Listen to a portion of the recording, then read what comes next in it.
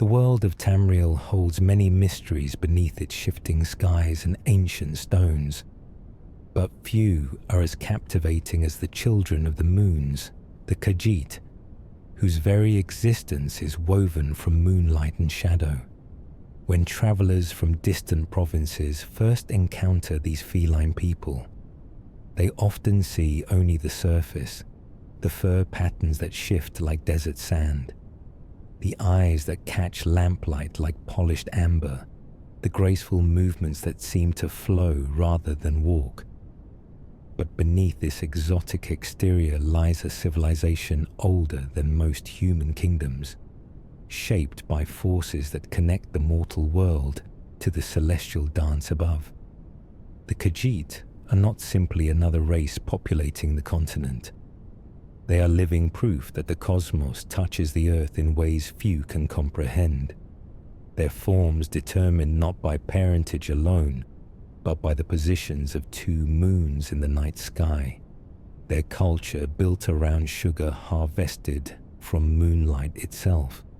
Their spiritual lives guided by a philosophy that sees divinity in curiosity, cleverness, and the eternal rhythm of change. In the frozen north of Skyrim, where the Khajiit appear as wandering merchants barred from entering cities, it becomes easy to mistake them for simple traders or unfortunate outcasts. The Nords see their caravans and assume they understand these catfolk, dismissing them as thieves or skooma dealers, never realizing that each Khajiit carries within them a connection to mysteries that predate human settlement of Tamriel. Behind every polite third-person greeting, every patient negotiation at a caravan's edge, lies a heritage that stretches back to when the world itself was young, when gods walked and shaped creation according to ancient compacts.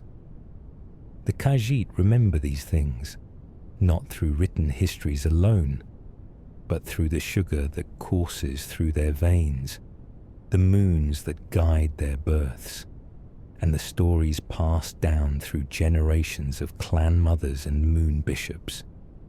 To understand the Khajiit is to understand that they exist at the intersection of the physical and the metaphysical, where the mundane world touches something far stranger. Their homeland of elsewhere, split between the harsh northern deserts of Anaquina and the lush southern jungles of Palatine, mirrors the duality at the heart of their nature, the balance between survival and civilization, between fierce independence and communal bonds. Even their name speaks to this duality. In their own language of Ta'agra, Khajiit means simply desert dweller, a practical description that somehow fails to capture the profound strangeness of a people whose physical forms shift with lunar phases, whose religious life centers on consuming pieces of their gods, whose martial arts are called claw dances, and whose greatest spiritual leader established peace through a riddle. The moons above Nirn, called Massa and Secunda by most of Tamriel, but known to the Khajiit by their true names of Joan and Jode, are not mere celestial bodies to the catfolk. They are the funeral lanterns of Lorkhaj, the moon beast, the trickster god who shaped mortality itself. They are the source of moon sugar, the crystallized moonlight that grows in the Tenmar forest and forms the foundation of Khajiiti cuisine, religion, and economy. They are the arbiters of fate, whose waxing and waning determines which of the 17 known fur stocks a Khajiit child will become. When the moons vanished during the void nights of the Fourth Era, Khajiiti society nearly collapsed, not from superstition, but from a genuine rupture in the cosmic order that defined their very existence. The return of the moons, claimed by the Thalmor as their own doing, reshaped the political landscape of southern Tamriel and bound elsewhere to the Aldmeri Dominion in ways that echo still. Yet for all their cosmic connections, the Khajiit remain profoundly practical. They are survivors, adapting to whatever circumstances the world presents. In Anakina, they became fierce desert warriors, with larger breeds like the Senche and Sencherat often serving as mounts in combat. Their warriors trained in the martial philosophies that turn combat into meditation. In Palatine, they built merchant empires, their aristocracy growing wealthy on moon sugar exports and trade along the Topal Sea. When the Thracian plague devastated their 16 ancient kingdoms, they consolidated into 2 and continued. When those kingdoms warred for centuries, they found unity through marriage and the wisdom of Amani. When the empire absorbed them, they adapted. When prejudice drove them from cities, they formed caravans and traded anyway. This resilience, this ability to bend without breaking, flows from the same source as their physical diversity. The Khajiit learned long ago that survival means accepting change, embracing it, dancing with it as the moons dance across the sky. The story of the Khajiit cannot be told in simple chronological order, for their history moves in cycles like the moons themselves, waxing and waning, dying and being reborn. It is a story told in sugar and sand, in the purring of prayers and the clash of claws, in the architectural marvels of Sensual and the nomadic camps of the northern wastes. It is a story that begins before the beginning, in the void where the first spirits gathered, and continues through every era of Tamriel's long memory. The Khajiit were here before the Aelids raised their towers, before men crossed the sea, witnesses to ages that have faded into myth. Their tales speak of a time when the line between mortal and divine was thinner, when spirits took physical form and gods could be tricked, betrayed, or befriended. In the warmth of a Skyrim hearth, far from the deserts and jungles of their homeland, a Khajiit might tell you these stories if you ask politely, and perhaps share some moon sugar cakes. They will speak in the third person, as is their custom, referring to themselves by name rather than I, a linguistic habit that some outsiders find charming and others find confusing. They will tell you of Alkosh, the first cat, the dragon of time, who is also Akatosh, but not quite, for the Khajiit knew him by a different face. They will speak of Azurah, the dusk and dawn goddess, who shaped them from forest dwellers into the many forms they wear today.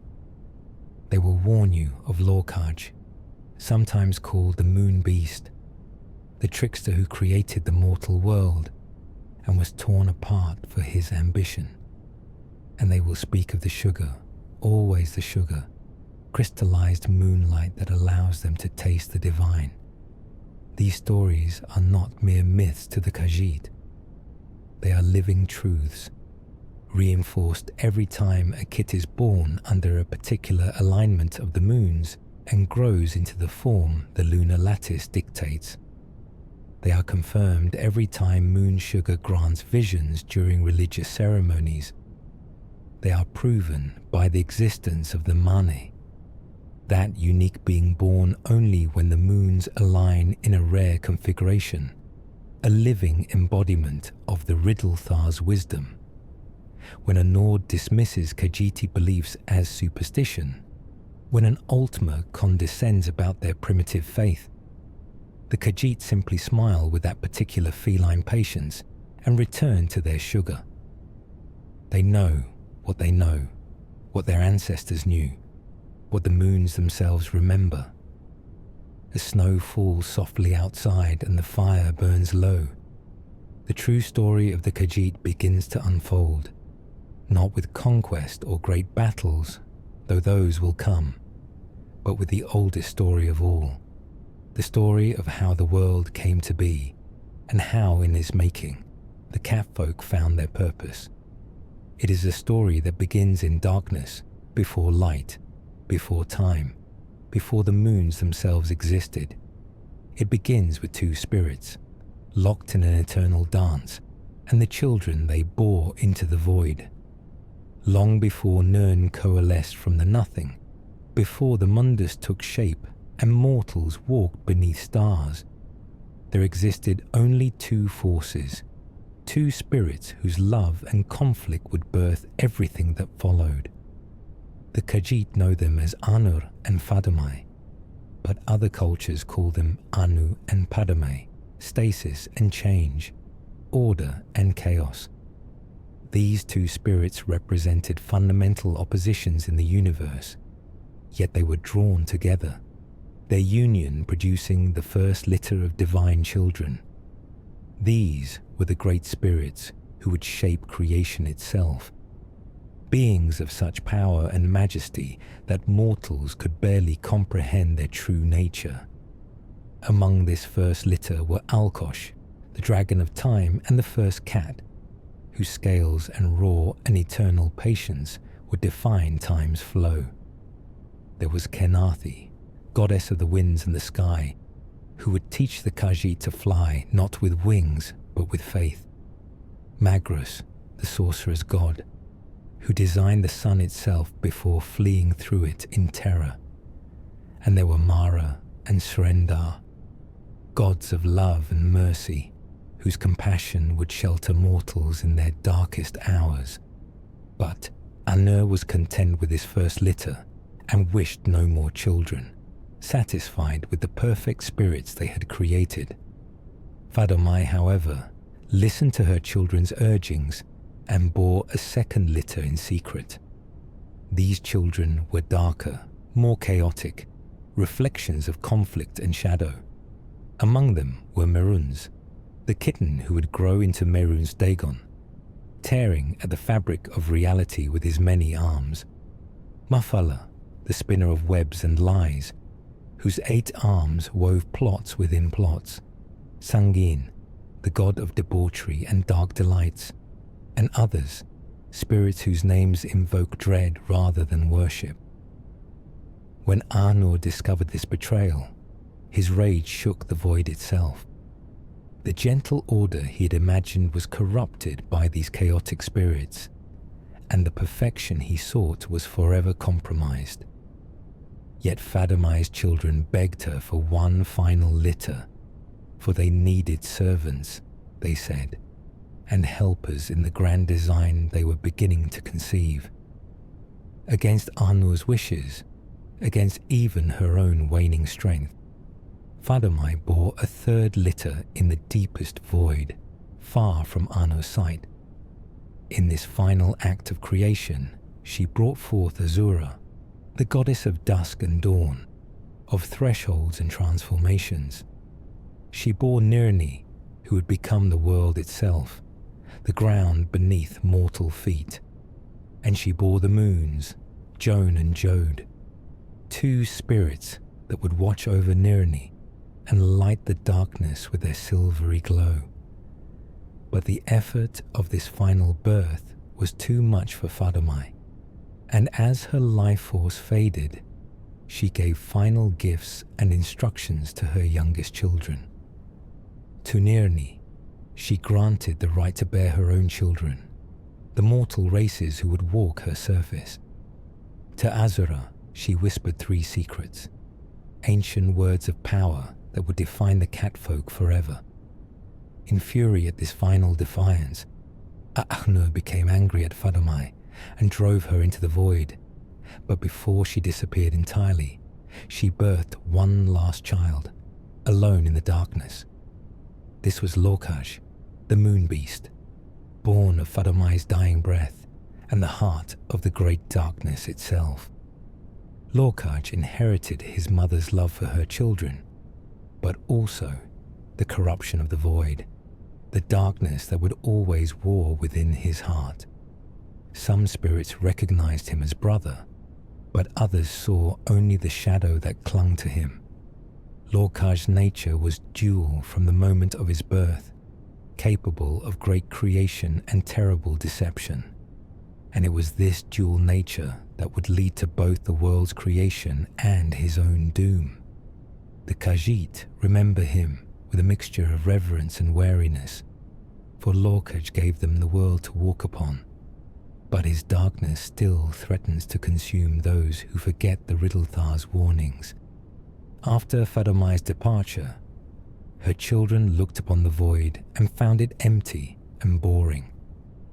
Nirni, who had been granted the gift of bearing children, grew lonely and asked Lorkaj to help her create a place where she could birth her mortal children and nurture them.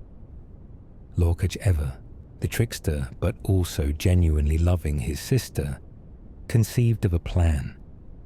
He would convince the other spirits to give up portions of their divine essence to create a plane of existence, a place where time flowed and change could manifest, where Nirni could fulfill her purpose. Many of the spirits agreed, seeing beauty in Lorkaj's vision. Alkosh was among the first to pledge his support, for he understood that without time's flow, existence itself would be static and meaningless.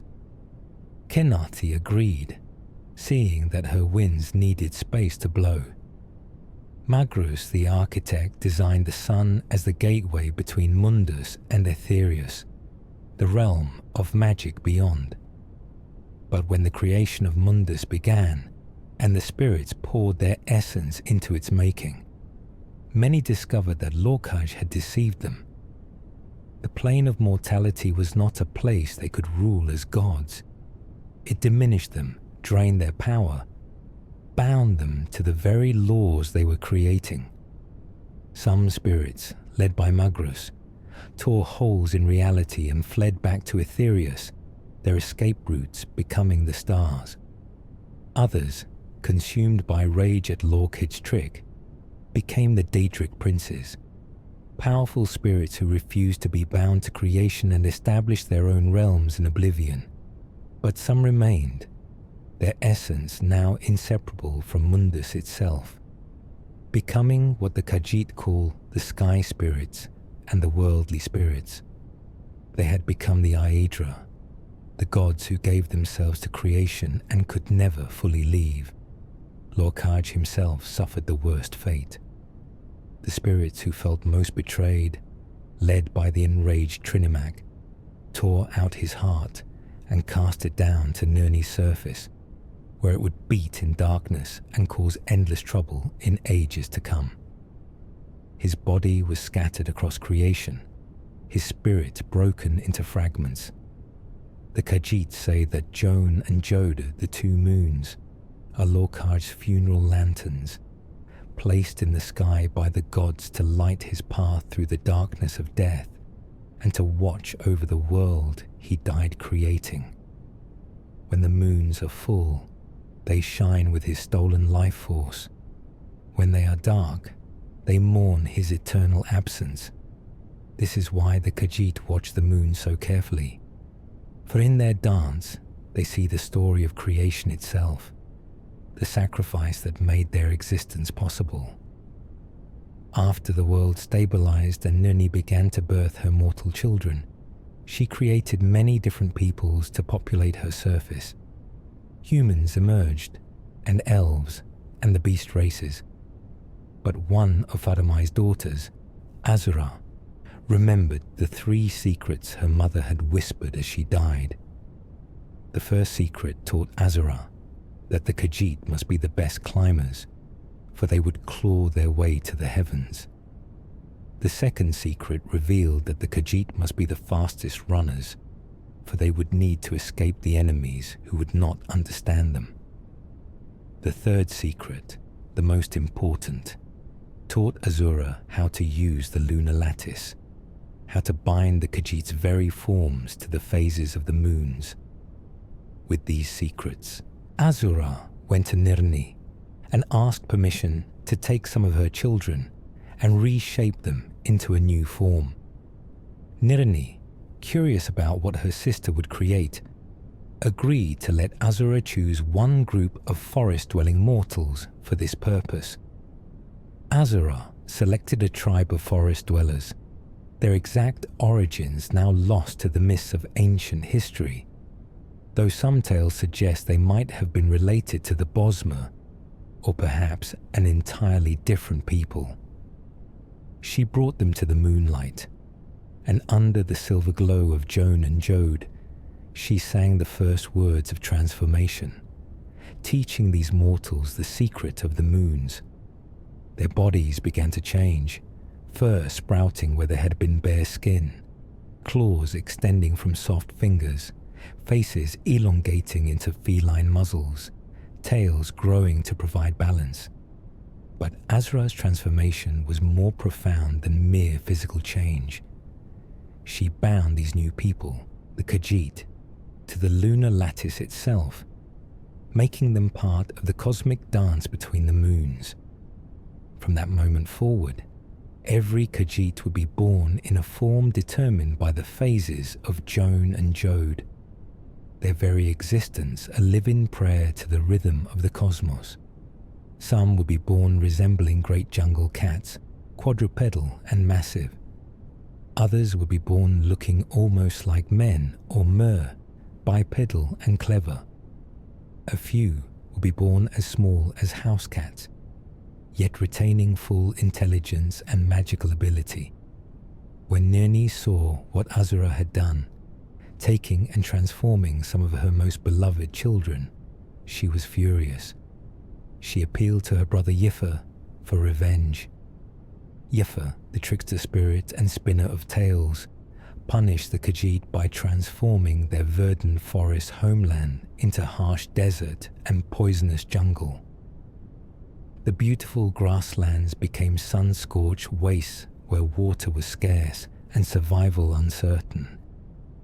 The pleasant forests became fever-ridden swamps where venomous creatures lurked in every shadow.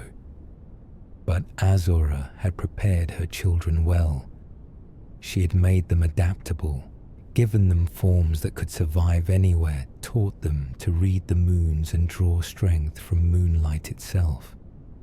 In response to Yifer's curse, she revealed to them the secret of moon sugar, showing them how the light of Joan and Jode crystallized into a substance that grew in the 10-mile forest's cane groves. This sugar, Azurah told them, was the essence of the moons themselves, fragments of divine light made edible. By consuming it, the Khajiit could maintain their connection to the lunar lattice, even in the harshest conditions. The gift of moon sugar became the defining element of Khajiiti culture. It was food and spice, magical reagent and religious sacrament, medicine and inspiration. The Khajiit learned to incorporate moon sugar into every aspect of their diet, creating candies and cakes, pudding and sweetmeats, all laced with the crystallized moonlight. Their tolerance for the substance grew over generations until it became a daily necessity, not from addiction, in the way other races understood it, but from a genuine physiological and spiritual need. Moon sugar connected them to the moons, to each other, to the divine plan Azurah had woven into their very essence. When consumed properly, with reverence and moderation, moon sugar granted clarity, strength, and occasional visions of the lunar lattice itself. During religious ceremonies, Khajiiti priests would carefully measure and distribute moon sugar to induce trance states where supplicants could commune with the gods or glimpse their place in the cosmic dance. But Yifer's punishment was not finished. He went to Nirni's other children, the ones who would become the Bosmer, and whispered to them the secret of the Green Pact. He showed them how to bind themselves to the forest as the Khajiit were bound to the moons, making them protectors of Yifer's wild growth. The Bosmer became the Khajiit's ancient rivals, two beast-adjacent races created from similar origins but shaped by different divine patrons toward different purposes. Where the Khajiit looked always to the sky, to the moons and the spaces between stars, the Bosmer looked to the earth, to roots and growth, and the green world's eternal renewal. Their conflicts would echo through the ages. Border wars fought with arrows and claws, philosophical disagreements about the nature of existence and the proper relationship between mortals and the divine. Yet for all the divine drama of their creation, the Khajiit found themselves suited perfectly for the harsh land Yefa's curse had made. In the northern deserts that would become Anaquina, they learned to ride the winds, to find water where there seemed to be none, to move like shadows across the dunes. The great Senche and Pama breeds, born when Joan showed his full face, became mounts and warriors, their massive forms capable of crossing vast distances without tiring. In the southern jungles that would become Palatine, the smaller and more agile breeds learned to climb the tallest trees, to harvest moon sugar from the cane groves, to build cities that worked with the jungle rather than against it. The Khajiit adapted to every climate because Azurah had made them adaptive by nature, capable of surviving through wit and cooperation rather than brute domination. The early history of the Khajiit remains shrouded in mystery, for they did not record their stories in the way elves or humans did. Their history lived in oral traditions, in songs and tales passed from clan mothers to kittens, in the positioning of standing stones that marked important events according to lunar calendars. They knew that they had walked Tamriel long before the Aldmer arrived from old Elnefey, perhaps even before the Hist had awakened in Black Marsh. When Topal the pilot, the legendary Aldmeri explorer, sailed the Nibben River and encountered what his records describe as primitive catfolk in the forests around what would become the imperial city, he may have been observing early Khajiiti ancestors, though the exact connection remains debated by scholars. The Aelids, who later enslaved the humans, would try and largely fail to enslave the Khajiit, for the catfolk simply melted into their deserts and jungles, vanishing when pressed and reappearing when the pressure eased. In those ancient days before recorded history, when the Merethic era was fading into the First Era, the Khajiit organized themselves into 16 distinct kingdoms. These were not kingdoms in the way humans understood the term, with rigid borders and standing armies.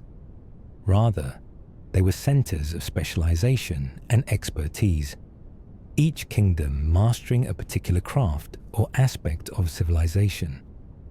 One kingdom might specialize in the cultivation of moon sugar, another in the breeding of Senche mounts, a third in the study of the stars and lunar phases. When both moons were full, the kingdom of Nequinol held dominance, its warriors and hunters providing security for all. When both moons were half full, Torval ruled, its merchants and scholars guiding trade and knowledge. When both moons were dark, Senchol governed, its priests and mages interpreting the will of the gods.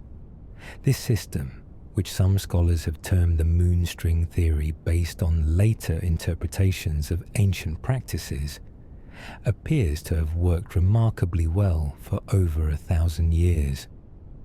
The 16 kingdoms cooperated rather than competed, trading their specialties and supporting each other through droughts and invasions. It was a model of cooperative specialization that other races could barely comprehend, built on a foundation of shared lunar worship and the understanding that no single kingdom could survive alone. The Khajiit moved with the moons, literally and metaphorically, accepting that power and influence would wax and wane like Joan and Jode themselves. There was no shame in ceding dominance when your kingdom's moon phase passed.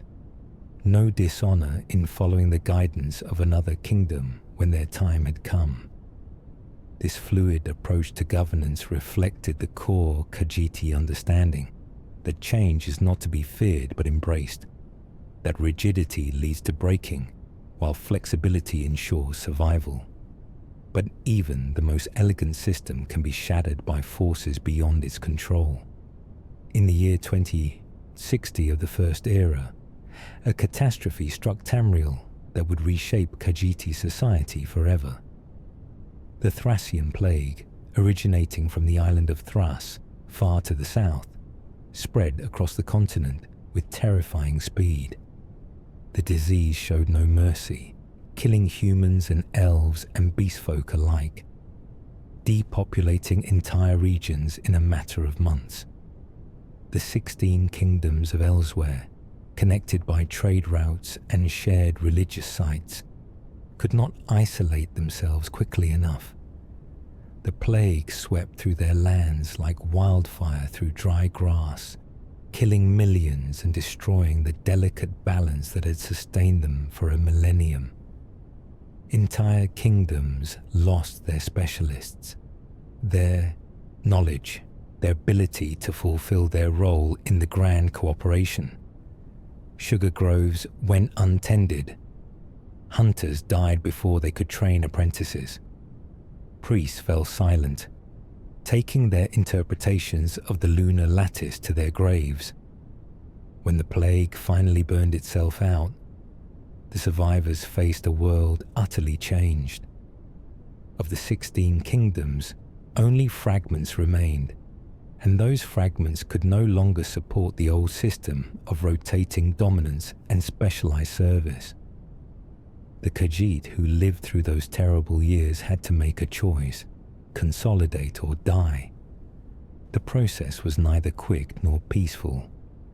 Arguments raged about which kingdom should lead, which traditions should be preserved, and how to honor the dead while building something new. But eventually, pragmatism won over sentiment. The 16 kingdoms coalesced into two broad alliances, dividing along geographic and ideological lines. In the north, the Nukunal, the warrior clans who had always been the fiercest and most independent, refused to abandon their nomadic traditions and their pride. They would become Anaquina, the land of dry desert and harder hearts.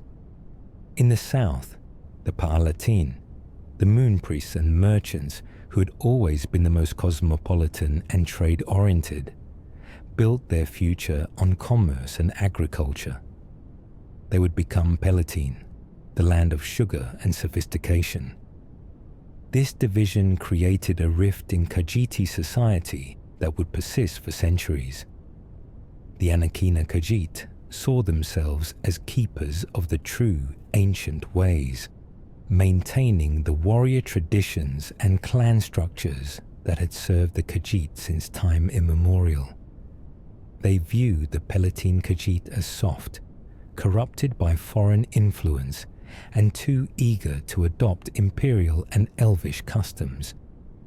The Palatine Khajiit, in turn, saw their northern cousins as backward barbarians, clinging to outdated traditions while refusing to adapt to the changing world.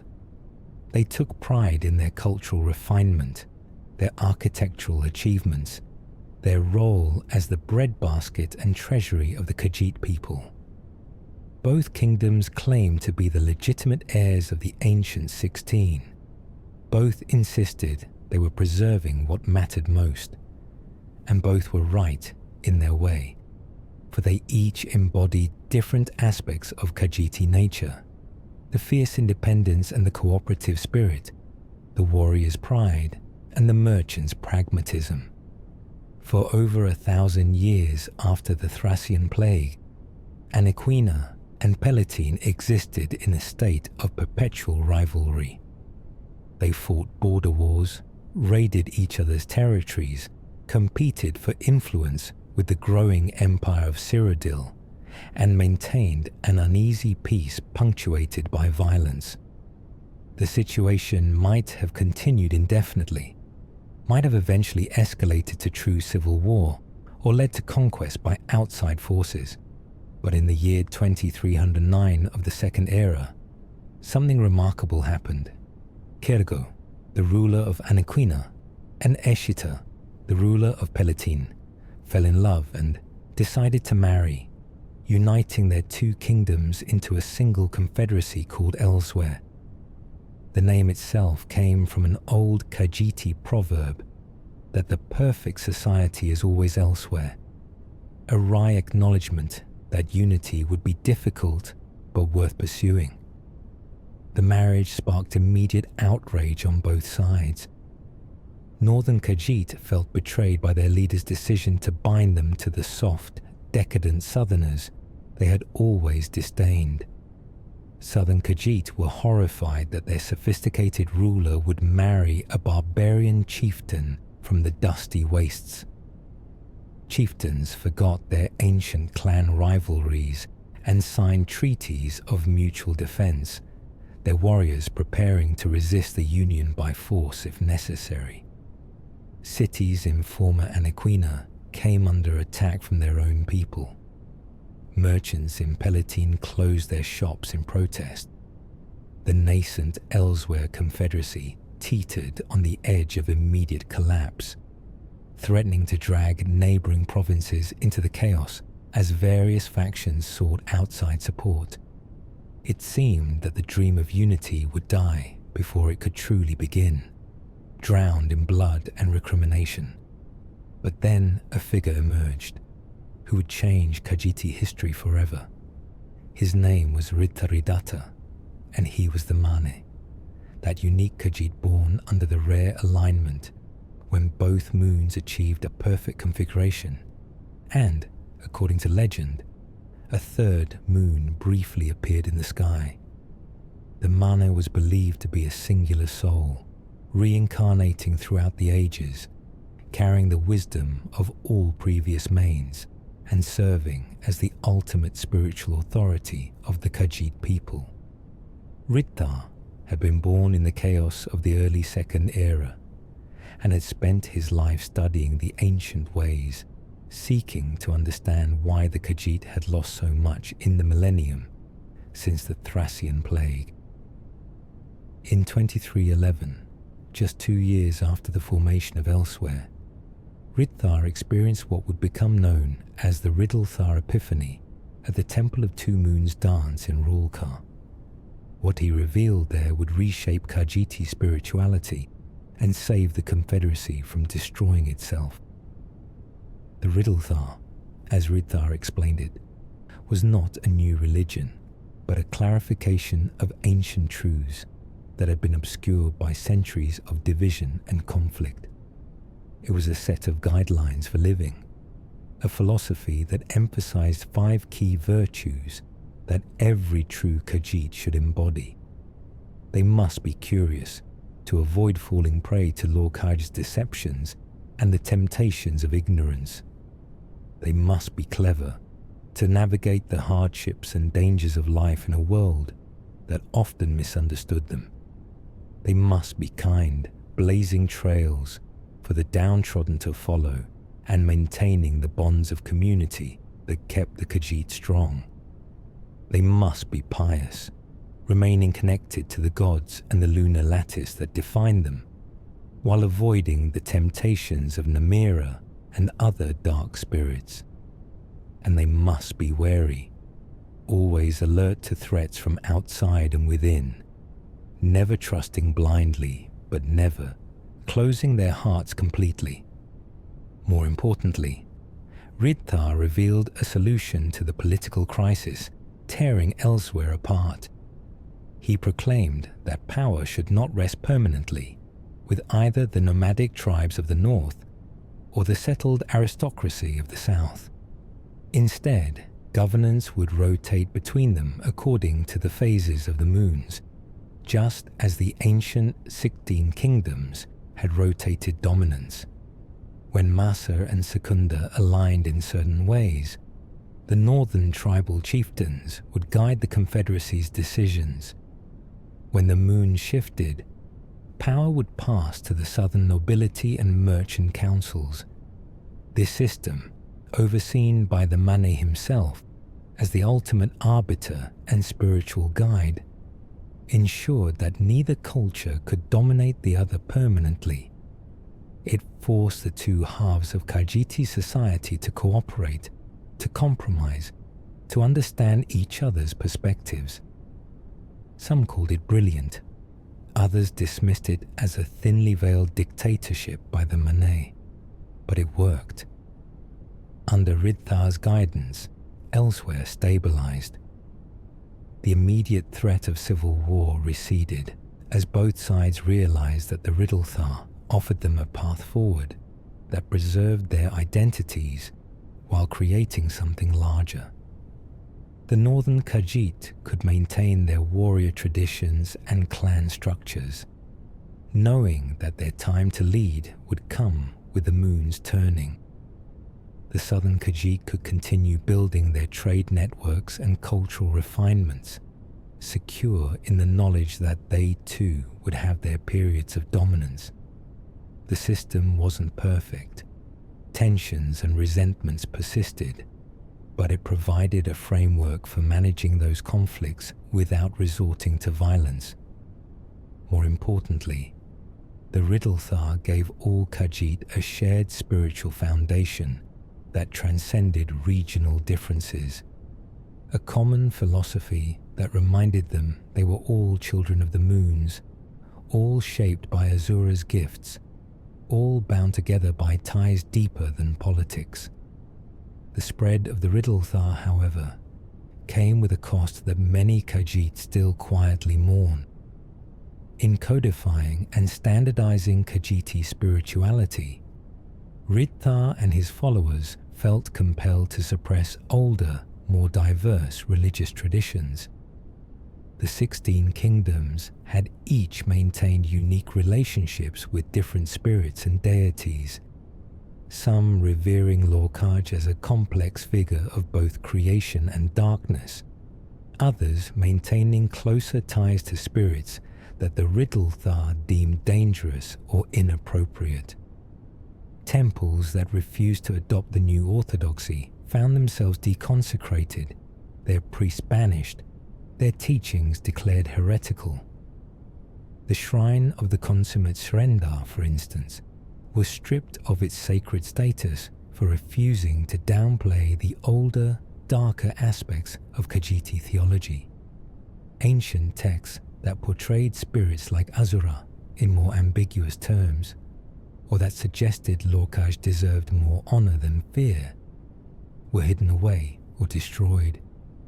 The rich, chaotic diversity of pre-Ridlthar faith was sanded down into something cleaner, more unified, and arguably less true to the complexity of Khajiiti spiritual experience. Some modern Khajiit scholars, particularly those who have left elsewhere and gained perspective from other cultures, argue that Ridthar's reforms were essentially a political maneuver disguised as spiritual revelation, a way for the Mane to consolidate power by eliminating competing sources of religious authority. They point out that the Ridlthar conveniently elevated the Mane's position from spiritual leader to near absolute ruler, with both temporal and religious authority concentrated in one individual. They note that the suppression of alternative traditions made it easier to control the narrative, to define what it meant to be a proper Khajiit, and to marginalize those who disagreed with the new order. Whether Ridthar acted from genuine divine inspiration or calculated political necessity, the result was undeniable.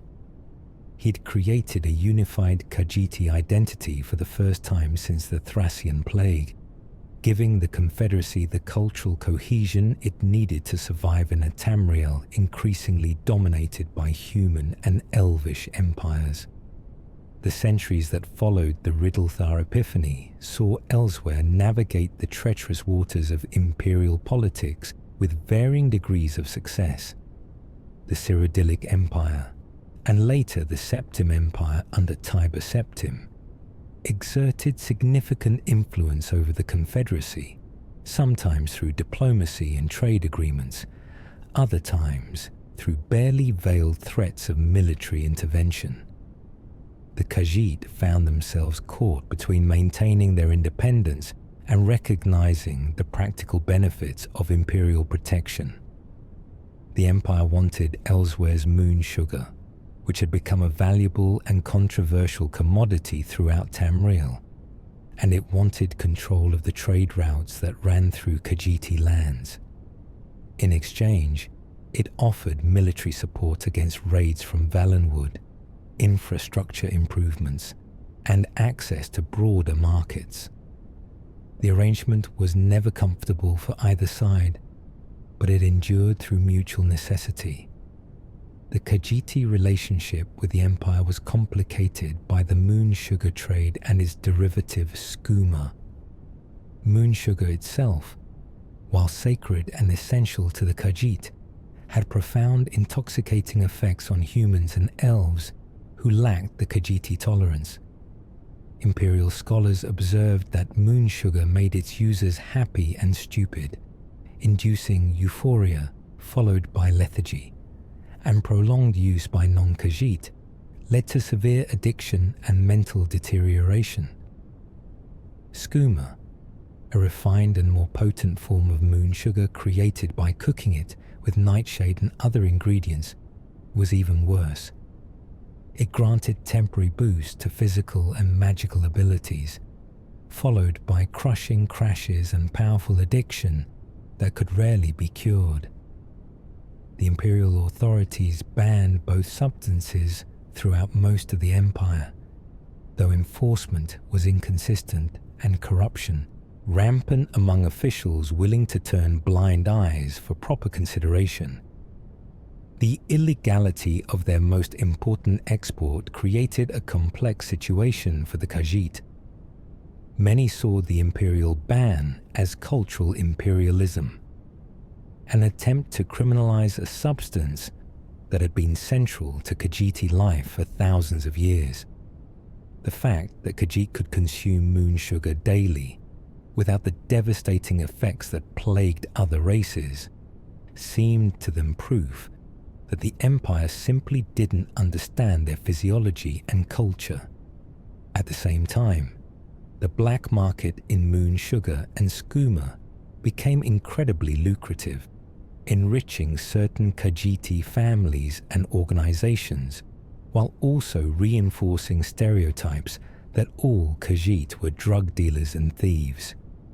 The Bandari peddlers, nomadic merchant clans who traveled throughout Tamriel, often found themselves suspected of smuggling regardless of whether they actually engaged in the practice.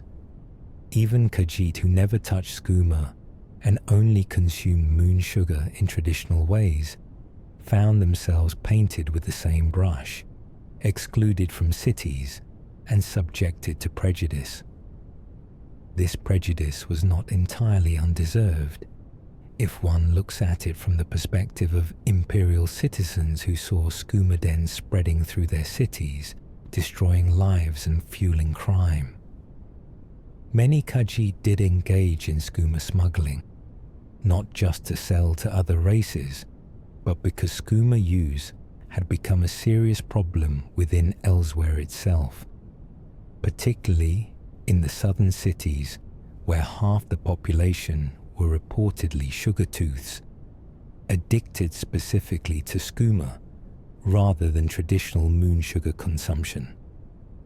The line between religious use of moon sugar, daily dietary consumption, and destructive skooma addiction blurred in ways that troubled even the Khajiit themselves. Some Khajiit religious authorities denounced skooma as a perversion of the moon's gift, a bastardization that turned sacrament into poison. Others defended it as simply a more concentrated form of communion with the lunar lattice, no different in essence from the moon sugar cakes their grandmothers had baked.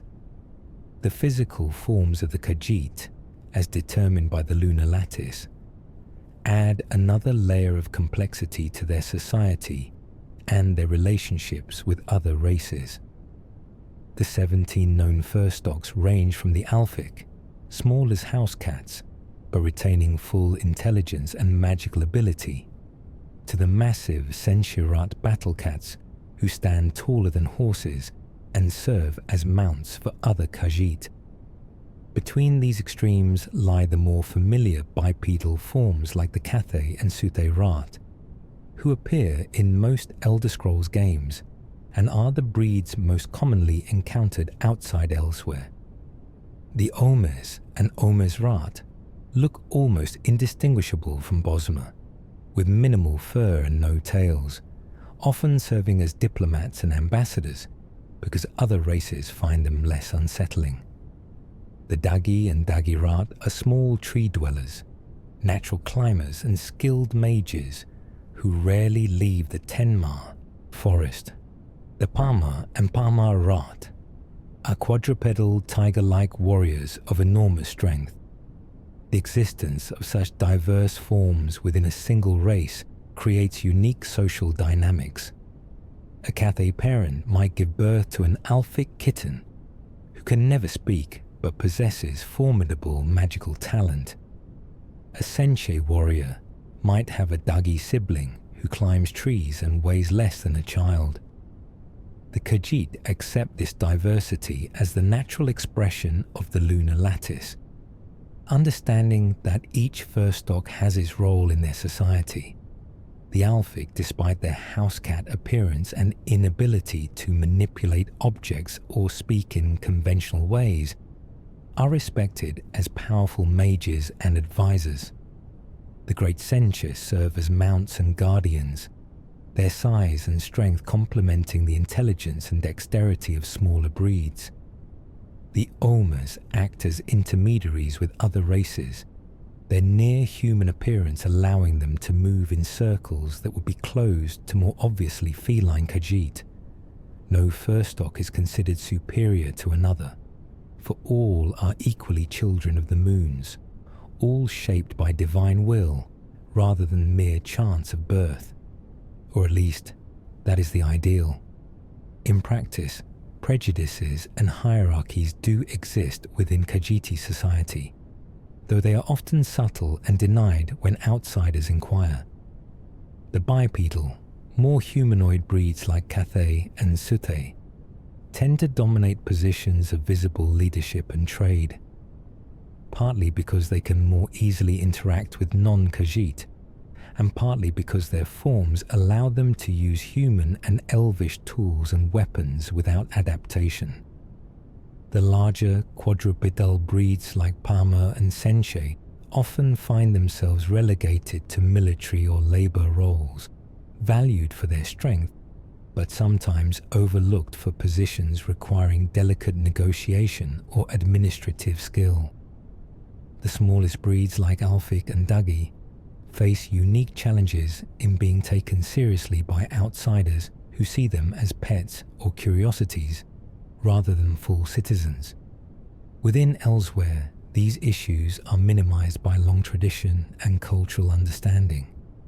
But Khajiit, who travel abroad, often find that the form they were born into significantly affects how they are treated, both by outsiders and by other Khajiit, who have internalized some of those external prejudices. The mane represents a special case among the fur stocks, a unique form that can only occur under specific lunar conditions.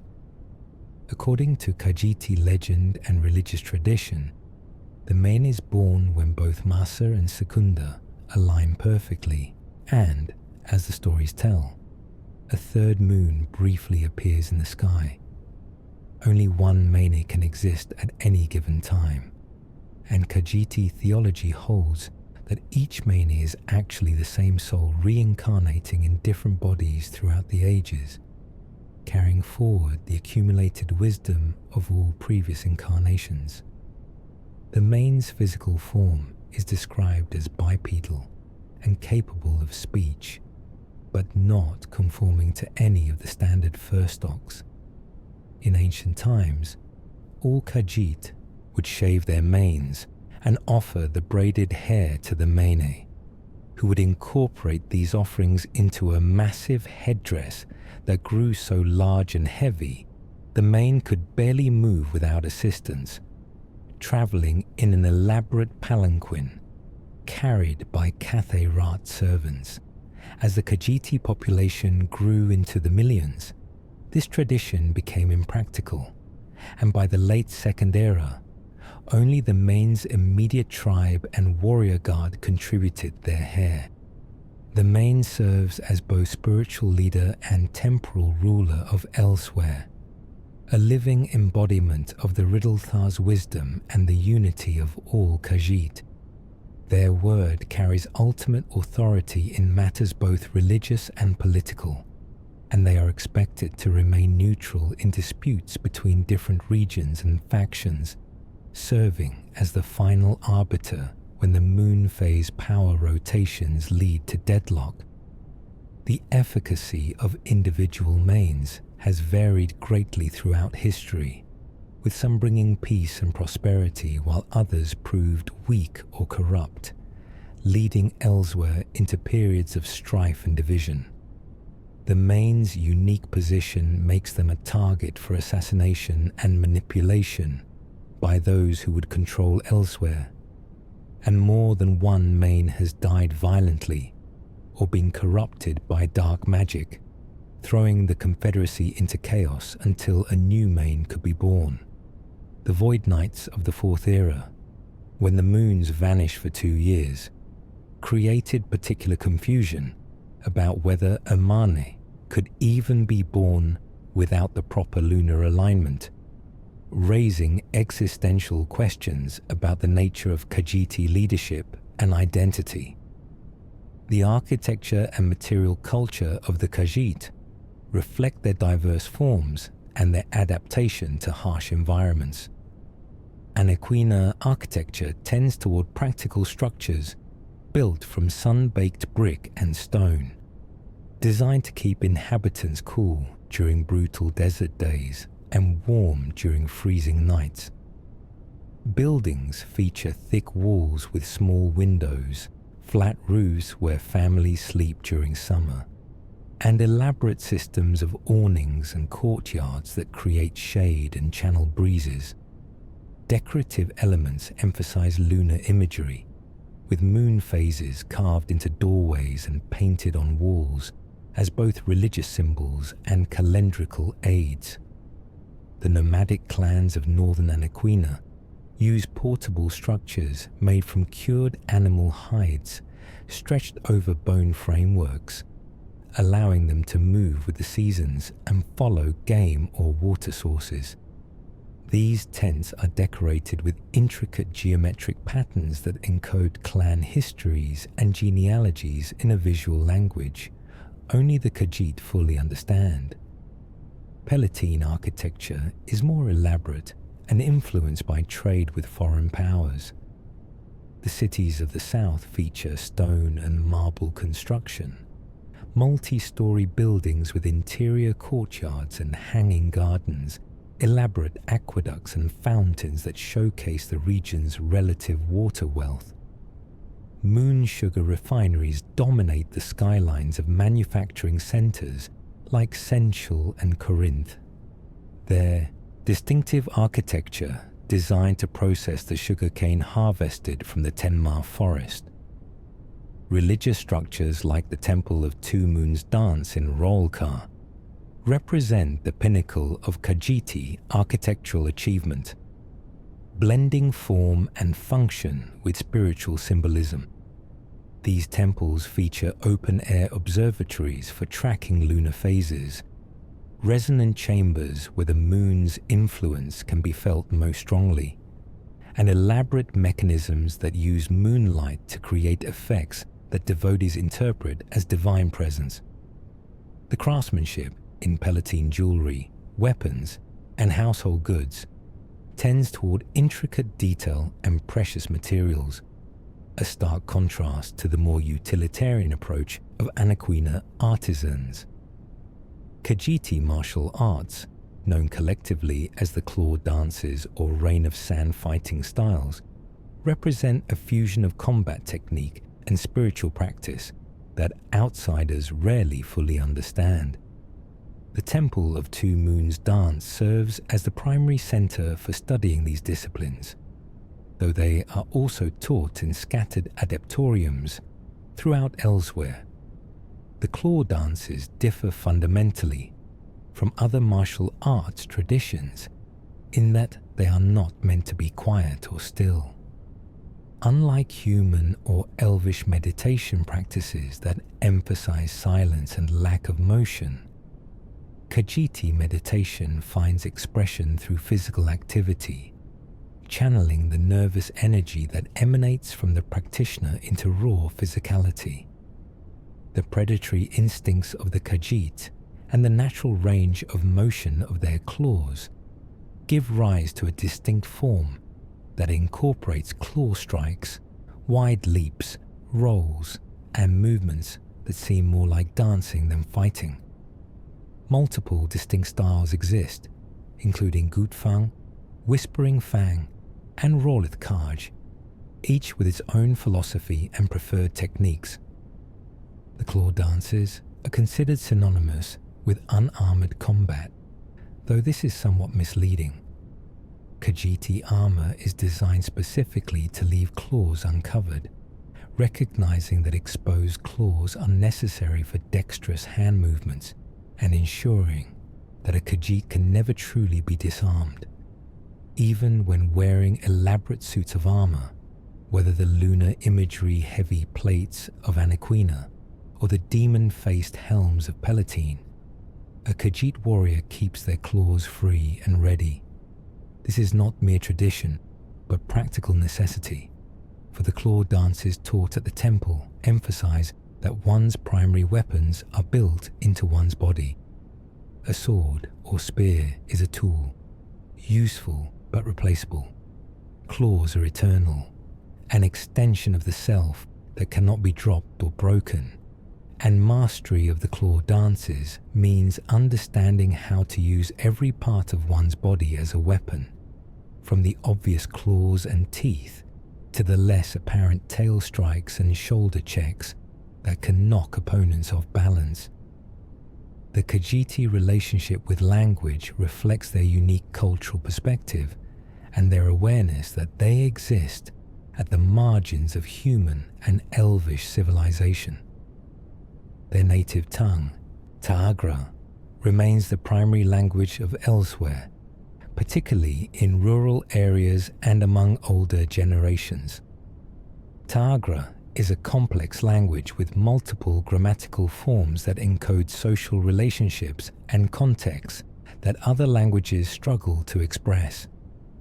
The famous Khajiit habit of referring to themselves in the third person, rather than using I, stems partly from Ta'agra's structure, which emphasizes the relationship between speaker and listener, rather than privileging the speaker's perspective. A Khajiit saying, "This one thinks or Khajiit believes," is not engaging in affected speech or attempting to be cute. They are maintaining the linguistic patterns that feel natural to them, patterns that remind both speaker and listener that the self exists in relation to others, rather than as an isolated consciousness. When Khajiit use honorifics and prefixes before their names, they are encoding information about their accomplishments, status, and relationship to the listener. The prefix Da indicates a thief or someone particularly clever, while Du indicates a warrior. S or S often indicates respect or spiritual authority. Ma or M refers to a child or apprentice. while Ra or Ri indicates someone of noble birth or achievement. These prefixes can change throughout a Khajiit's life as they grow, accomplish noteworthy deeds, or take on new roles. A young Khajiit might be Marandru Jo, the Jo suffix indicating youth and inexperience, becoming Randru Da after proving their skill as a scout, and perhaps eventually earning a more prestigious prefix through heroic deeds or spiritual insight. Using two prefixes or titles simultaneously is considered a sign of either great pride or great ignorance, as it suggests the individual cannot decide their own identity or is attempting to claim more status than they deserve. The cuisine of Elsewhere deserves special mention for being one of the most distinctive and challenging aspects of Khajiiti culture for outsiders to appreciate. Moon sugar is incorporated into virtually everything the Khajiit eat, from their morning tea to their evening stews, making their entire cuisine potentially intoxicating and addictive to non-Khajiit who consume it. Sweet flavors dominate Khajiiti cooking, with candies, cakes, puddings, and what they call sugar meats. Meats prepared with moon sugar glazes or stuffings forming the staples of their diet. Travelers to Elsewhere are universally cautioned against partaking of native food, as even humans and elves with significant tolerance for mind-altering substances find themselves overwhelmed by the moon sugar content in ordinary Khajiiti meals. Stories circulate throughout the empire of unwary visitors who ate at Khajiiti establishments and spent the next day in euphoric confusion, hugging lampposts and discussing their feelings with strangers before crashing into exhausted lethargy. The Khajiit themselves find this reaction amusing and somewhat baffling. To them, moon sugar is not an intoxicant but a necessary nutrient, as vital to their diet as salt or water. They consume it daily without experiencing the dramatic mood swings that plague other races, though excessive consumption can still affect them.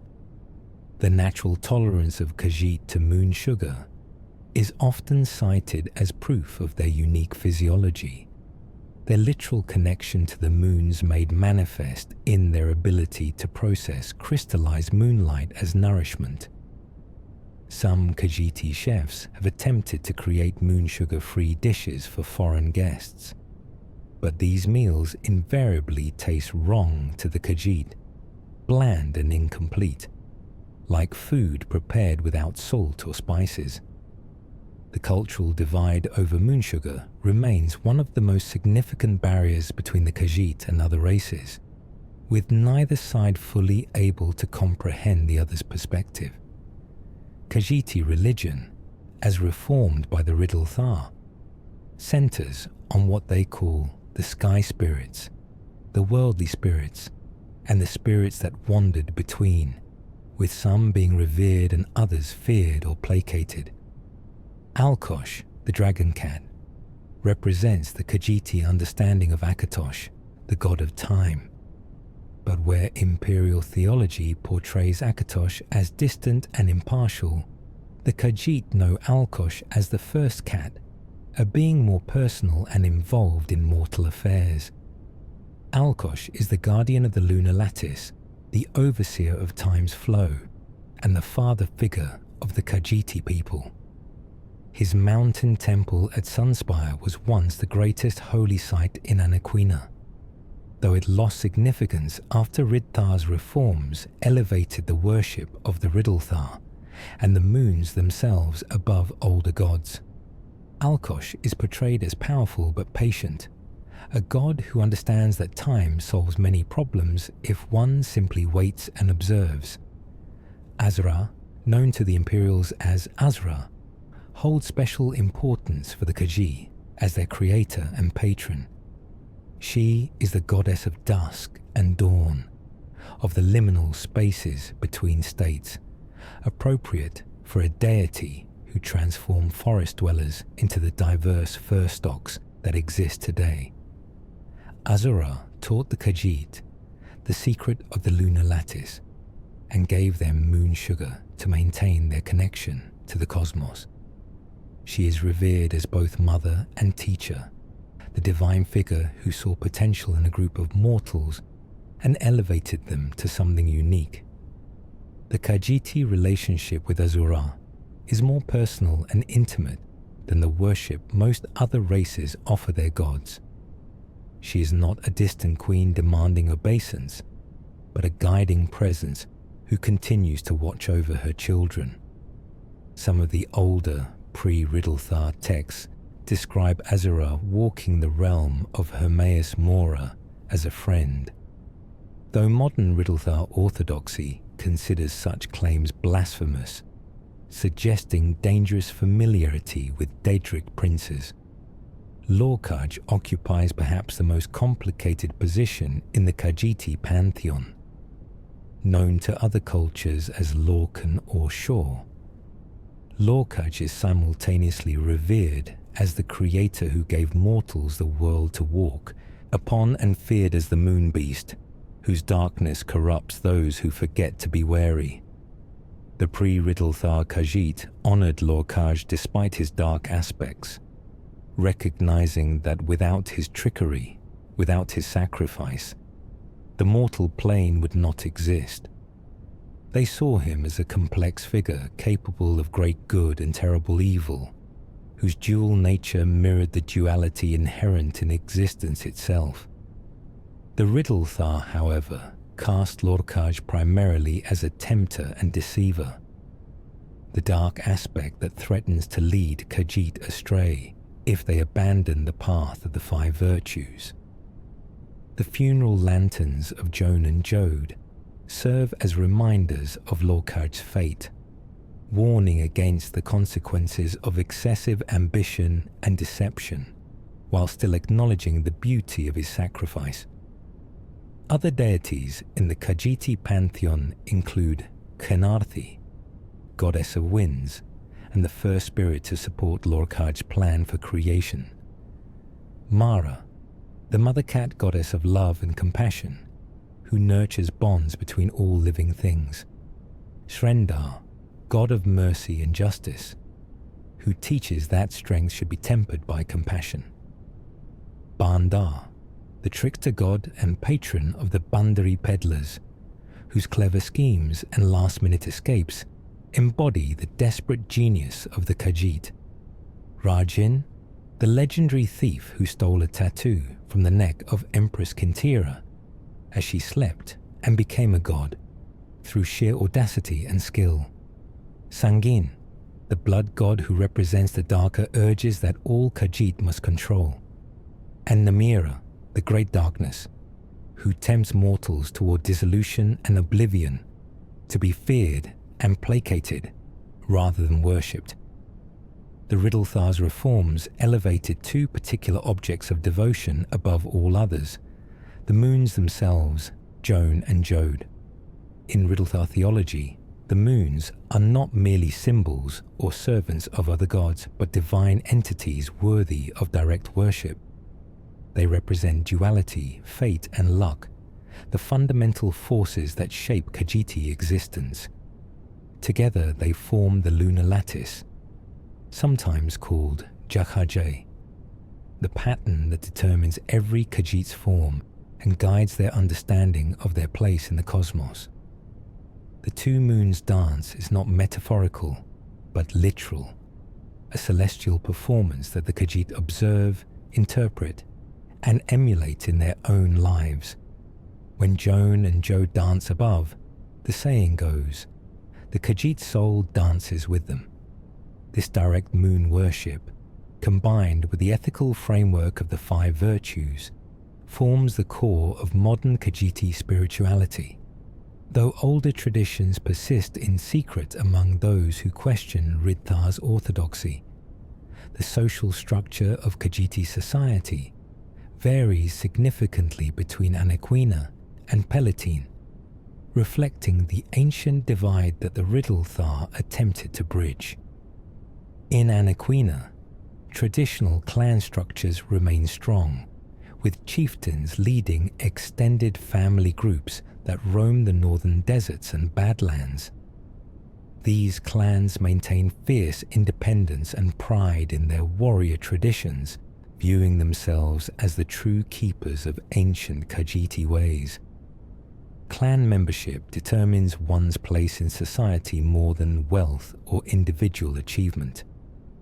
Though exceptional warriors or hunters can earn status through their deeds, the clans cooperate when necessary, particularly during times of external threat, but competition for resources and prestige creates tensions that occasionally erupt into violence. The Anaquina Khajiit value strength, courage, and loyalty to one's clan above all else, sometimes viewing the softer virtues of kindness and piety as secondary considerations, though they would never openly challenge the Riddlethar's teachings. Pelatine's social structure is more complex and hierarchical, divided into classes that reflect wealth, occupation, and proximity to power. At the top sit the sugar barons and merchant princes, aristocratic families who control the moon's sugar plantations and trade networks that generate elsewhere's wealth. These families maintain hereditary positions of authority, passing down not only property but political influence from generation to generation. Below them exist various middle classes of skilled artisans, traders, and professionals, followed by laborers who work the sugarcane fields or serve in urban households. The lowest classes include the sugar-tooths, those so addicted to skooma that they can barely function, and the clanless Khajiit who have been expelled from or abandoned their family groups. The class system in Palatine creates resentments and tensions that never fully disappear despite the Riddlethar's promises of equality under the bi-lunar shadow.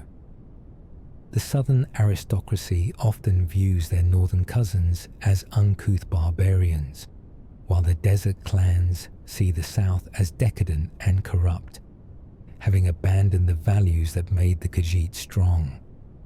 The role of clan mothers deserves special attention, for these matriarchal figures hold tremendous influence throughout Khajiiti society, though their power is often exercised subtly rather than through formal authority. Clan mothers are typically elder females who have proven their wisdom through years of successfully guiding their families through hardship and prosperity. They serve as storytellers, historians, spiritual advisors, and arbiters of disputes within their clans.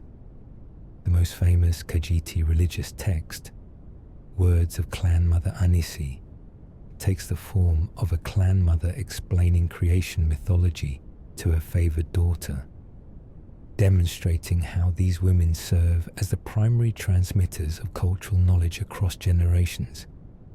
In Anaquina, clan mothers often hold more real power than the nominal male chieftains, their advice sought and their judgments respected. In Palatine, the tradition has weakened somewhat due to the influence of more patriarchal foreign cultures, but clan mothers still command respect and deference, particularly in religious matters. The Bandari peddlers represent a unique subset of Khajiiti culture, nomadic merchants who have rejected the divide between Anaquina and Palatine to forge their own path.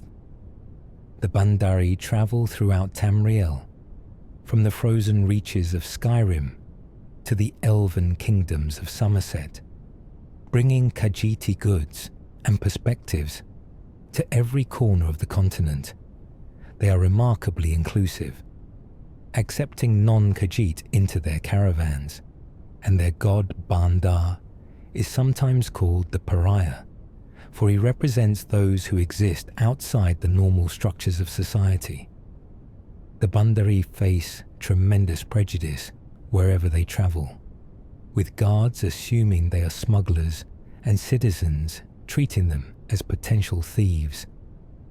Some of these assumptions are not entirely unfair, as many Bandari do engage in grey market activities, moving goods that might be illegal in one province but perfectly acceptable in another. But many are honest merchants simply trying to make a living in a world that views them with suspicion. The Bandari lifestyle requires adaptability and cleverness, traits that the Riddlethar hold sacred, but that often manifest in ways that make outsiders uncomfortable. A Bandari trader might not explicitly lie, but they will certainly emphasize certain truths while obscuring others, a practice they consider good business rather than dishonesty. They excel at finding and exploiting legal loopholes, moving their caravans to stay just ahead of imperial regulations or setting up shop in the grey zones between jurisdictions. Their children grow up learning multiple languages and cultural norms, becoming chameleons who can adapt their behavior to whatever situation they find themselves in. This flexibility serves them well in their nomadic life, but reinforces stereotypes that Khajiit are untrustworthy or shifty. The Bandari argue that they simply understand what other races refuse to acknowledge, that survival often requires compromise, that absolute honesty is a luxury the marginalized cannot afford, and that sometimes the only way to preserve your dignity is to cheat a system designed to keep you powerless. The encounter between Khajiit and the wider world of Tamriel has always been marked by misunderstanding, prejudice, and occasional moments of genuine connection that transcend cultural barriers. When Khajiiti caravans arrived in Skyrim during the Fourth Era, they came seeking trade opportunities in a province recovering from civil war and dragon attacks. What they found instead were closed gates and hostile guards, cities that refused them entry while allowing other races to pass freely. The official justifications varied: concerns about skooma smuggling, fears of theft, vague references to past incidents that may or may not have actually occurred. But the underlying message was clear. The Nords did not trust the Khajiit and would not welcome them as equals. The Khajiit adapted as they always had, setting up camps outside city walls, trading with those brave or desperate enough to venture beyond the guards' watchful eyes, and maintaining their dignity in the face of casual discrimination. The Khajiiti response to this treatment reveals much about their character and philosophy. They do not rage against the injustice or demand their rights with righteous fury, though some younger Khajiit certainly feel such emotions burning within them. Instead, they smile their patient feline smiles, set up their tents and trade goods, and quietly demonstrate through their actions that the Nord prejudices are unfounded. They honor their contracts scrupulously, understanding that one Khajiit's dishonesty will be used to condemn all Khajiit. They maintain their dignity and cultural practices even when mocked or dismissed. And they wait, as cats have always waited, for the world to come around to understanding that beneath the fur and the unfamiliar customs, they are people deserving of the same respect as any other. This patience is not weakness or resignation, but a deeply ingrained cultural understanding that change comes slowly, that walls built by fear cannot be torn down in a day, and that sometimes the best response to hostility is simply to endure and outlast it. Yet the Khajiit traveling outside elsewhere face challenges that patience alone cannot solve. The practical difficulties of existing in cities and structures designed for humanoid physiology create constant frustrations. Many buildings have doorways too small for larger fur stocks to navigate comfortably. Furniture is designed for bodies without tails, forcing Khajiit to adapt or go without comfort. Human and elvish weapons and armor require modification to accommodate claws and digiti-grade legs, and many smiths either lack the skill or refuse to do such work. Even simple acts like dining in taverns become complicated when the food is bland and sugarless, prepared for taste buds that cannot appreciate the subtle interplay of sweetness that makes Khajiiti cuisine so satisfying. The small, constant reminders that the world was not built with them in mind accumulate, creating a background stress that Khajiit abroad must learn to manage or be consumed by. The psychological impact of living as a perpetual outsider cannot be understated. Khajiit who spend years or decades away from elsewhere often report a sense of disconnection, not just from their homeland, but from their own identity. The moons still shine above them, but in foreign lands, those moons seem dimmer, their pull less certain. The daily consumption of moon sugar becomes more difficult when every purchase risks arrest, when every meal shared with companions requires explanation and apology. The linguistic habit of third-person speech, so natural in Azurah, sounds affected or childish in Tamrielic, leading some Khajiit to abandon it and lose a part of their cultural identity in the process. Young Khajiit born outside elsewhere sometimes grow up never having walked the deserts of Anakina or tasted moon sugar harvested fresh from the Tenmar forest. Their connection to their heritage existing only through stories and the physical forms that mark them as different. This diaspora experience has created a generation of Khajiit who exist between worlds, neither fully integrated into foreign cultures, nor maintaining complete connection to traditional Khajiiti ways. Some embrace this liminal status, finding freedom in the space between identities, crafting lives that blend the best of multiple cultures.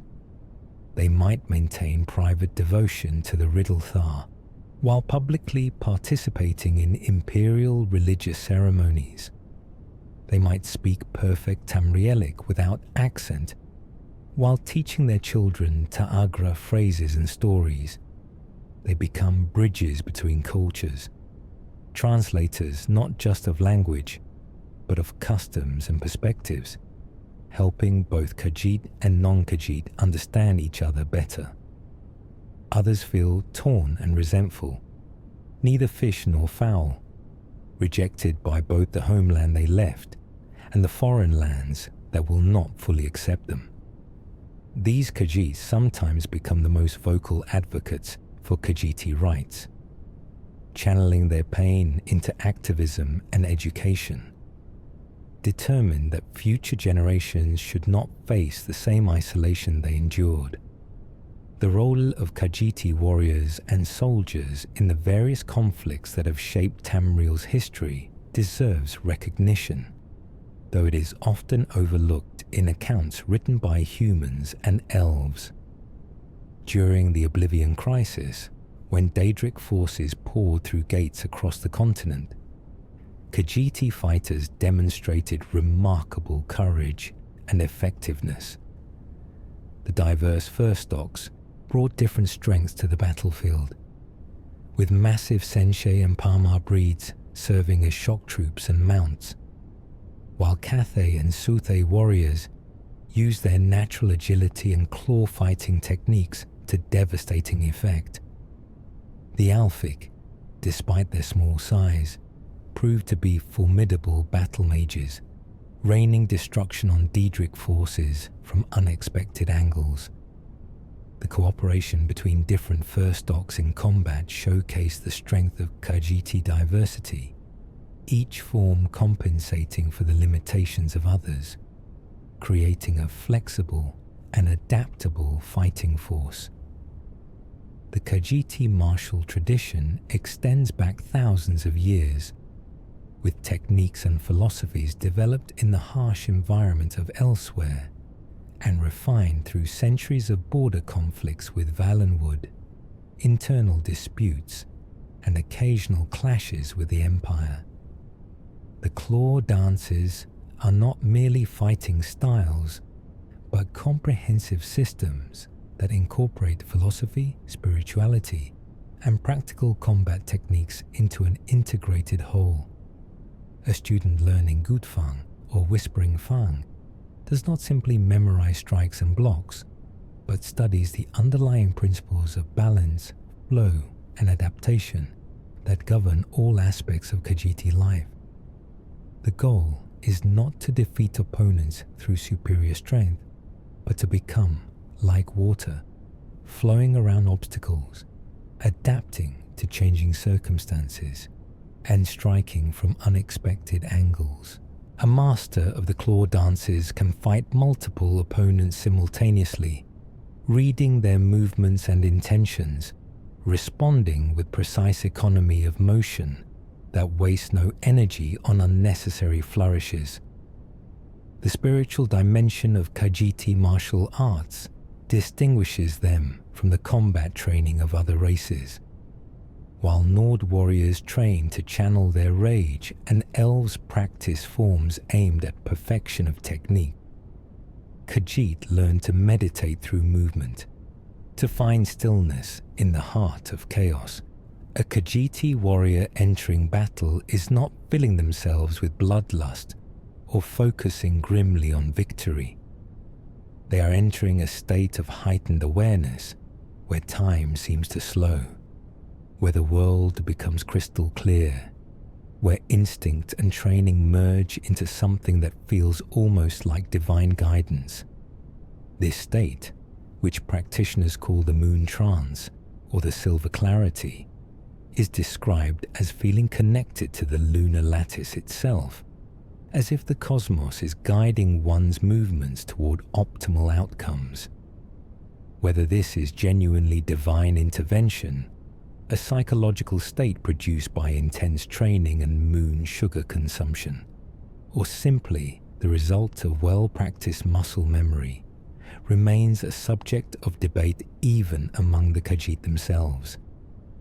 The treatment of Khajiiti prisoners of war and criminals in foreign jurisdictions reveals much about how other races view them. Imperial law theoretically treats all races equally, but in practice, Khajiiti defendants face harsher sentences and more skeptical juries than their human or elvish counterparts. A Khajiit accused of theft faces assumptions of guilt that a Nord or Breton would not encounter. Guards are quicker to escalate to violence when dealing with Khajiiti suspects, citing their natural claws and agility as justifications for aggressive tactics. In some regions, Khajiiti prisoners are housed separately from other inmates, ostensibly for their own protection, but effectively creating a system of segregation. The Khajiit themselves are well aware of these disparities and have developed complex strategies for navigating foreign legal systems, knowing when to fight charges and when to accept unjust punishment to avoid worse consequences. The development of Khajiiti literacy and written traditions represents a fascinating evolution in their culture. Traditionally, the Khajiit relied on oral transmission of knowledge, with clan mothers and moon priests memorizing vast amounts of information and passing it down through generations. The rise of foreign influence and the practical necessities of trade gradually pushed Khajiiti society toward adopting written language, first using Cyrillic script and later developing their own writing system based on Ta'agra. The tension between oral and written traditions continues, with some conservative Khajiit viewing written texts as inferior to the living transmission of knowledge from teacher to student. They argue that writing cannot capture the nuances of tone, gesture, and context that give stories their full meaning. That reducing sacred tales to marks on parchment diminishes their power and opens them to misinterpretation by those who lack proper understanding.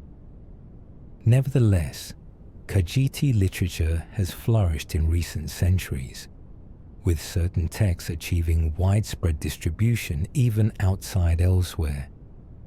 The tales of Rajin the Purring Liar are beloved by Khajiit and non-Khajiit alike. Their combination of clever trickery, audacious heists, and moral ambiguity appealing across cultural boundaries. These stories serve multiple purposes within Khajiiti culture, entertaining children while teaching lessons about cleverness and adaptability, preserving cultural values through memorable characters and situations, and demonstrating to outsiders that the Khajiit possess sophisticated literary traditions worthy of respect. Rajin himself, having achieved divine or near-divine status through his exploits, represents an aspiration accessible to ordinary Khajiit, the idea that one can transcend humble origins through skill, daring, and perhaps a bit of fortunate timing. The relationship between Khajiit and magic is complex and often misunderstood by scholars who assume that all races approach the arcane arts in similar ways. While it is true that Khajiit are rarely seen as mages in the traditional sense, this reflects cultural priorities rather than lack of ability. The Khajiit possess their own magical traditions, often integrated with religious practices in ways that blur the line between spellcasting and prayer. Moon sugar itself is viewed as both alchemical ingredient and conduit for divine power, and rituals involving its consumption can produce effects that seem magical, but may actually represent genuine communion with cosmic forces. The Ulfic breeds, despite their house cat appearance and inability to manipulate physical objects easily, are renowned as powerful sorcerers, their magical aptitude compensating for their physical limitations. Some Khajiiti magical traditions involve shape-shifting, tapping into the fundamental mutability that defines their race, while others focus on blessing and curse work that draws on the power of the lunar lattice. The Khajiiti understanding of time and history differs markedly from imperial or elvish chronologies, where other cultures mark time through the reigns of emperors or the founding of kingdoms. The Khajiit measure eras through lunar cycles and the births of Mans, creating a calendar system that outsiders find bewildering in its complexity.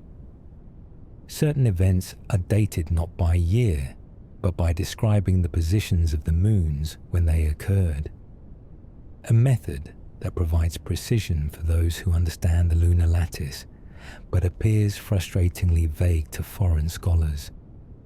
This approach reflects a deeper philosophical difference about the nature of time itself. The Khajiit do not see history as a straight line progressing from past to future, but as a series of cycles, waxing and waning like the moons, with patterns that repeat across ages.